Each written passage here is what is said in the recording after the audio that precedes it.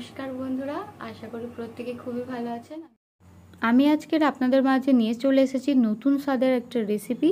বন্ধুরা, আজকের রেসিপিটা একটু স্কিপ না করে শেষ অবধি সঙ্গে থাকুন, কারণ আজকের রেসিপিটা আপনাদের প্রত্যেকের খুবই পছন্দ হতে চলেছে। কারণ আমরা কিন্তু বাড়িতে ছানা বা গুঁড়ো দুধ দিয়ে কিন্তু অনেক সময় মিষ্টি বানিয়ে থাকি, আর তার জন্য কিন্তু একটু হলেও সময় লাগে। আপনার হাতে যখন সময় একদমই কম রয়েছে, ঝটপট কিন্তু এই মিষ্টিটা বানিয়ে নিতে পারেন।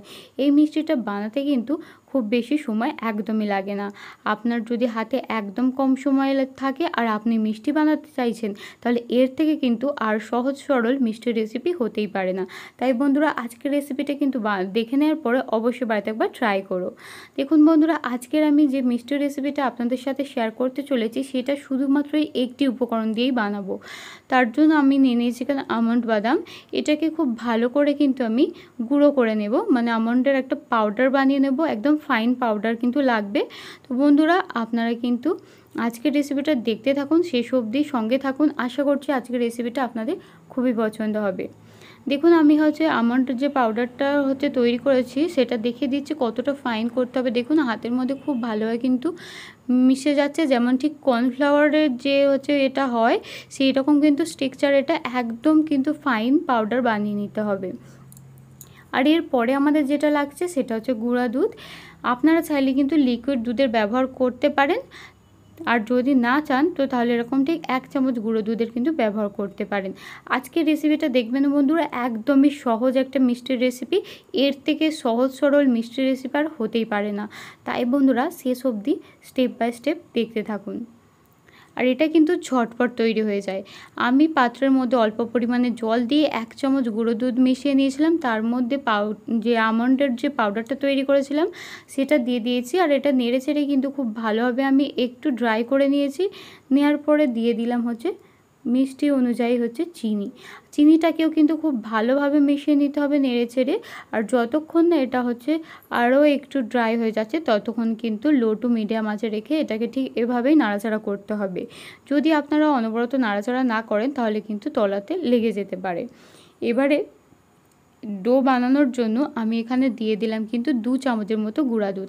আমরা প্রত্যেকেই কম বেশি জানি বন্ধুরা, বাদাম যেহেতু এখান থেকে কিন্তু তেল ছাড়বে, তো এটা কিন্তু খুব সহজে একদম ড্রাই হয়ে গেলেও কিছুক্ষণ রাখার পরে এর মধ্যে থেকে কিন্তু তেলটা ছাড়তে থাকবে। তাই যদি এভাবে গুঁড়ো দুধ দিয়ে দেন 2 চামচের মতো, তাহলে দেখবেন খুব সহজে এটা একটা ডো তৈরি হয়ে যাবে। আর পাত্রের গা থেকেও কিন্তু খুব সহজেই উঠে যাবে, একদমই লেগে যাবে না। এটাকে আমি একটু ঠান্ডা করে নেব। আর আপনারা চাইলে কিন্তু বন্ধুরা এই মিশ্রণটা দিয়ে যখন মিষ্টি বানাবেন, হাতে বাটার বা ঘি মেখে নিতে পারেন। আমি কোনো কিছুই ব্যবহার করব না। আর আমি এখানে ব্যবহার করছি কিন্তু মিশ্রণটার মধ্যে পিঙ্ক কালারের ফুড কালার। আর ফুড কালার বন্ধুরা বেশি পরিমাণে দেবেন না। আমি দেব এখানে 2 ফোঁটার মতো। আপনি যদি চান 2 থেকে 3 ফোঁটা দিতে পারেন, এর বেশি কিন্তু একদমই ব্যবহার করবেন না। আর দেখুন, আমি মিশ্রণটা থেকে ছোট ছোট কিন্তু বল বানিয়ে নিয়ে ঠিক এভাবে কিন্তু একটু চ্যাপ্টা আকৃতি করে মিষ্টিগুলোকে বানিয়ে নেব। আপনারা যদি চান অন্য কোনো শেপও কিন্তু ট্রাই করতে পারেন, কারণ আপনি যে শেপ দিয়ে বানান না কেন, এই মিষ্টি কিন্তু স্বাদ একদমই খাসা হবে।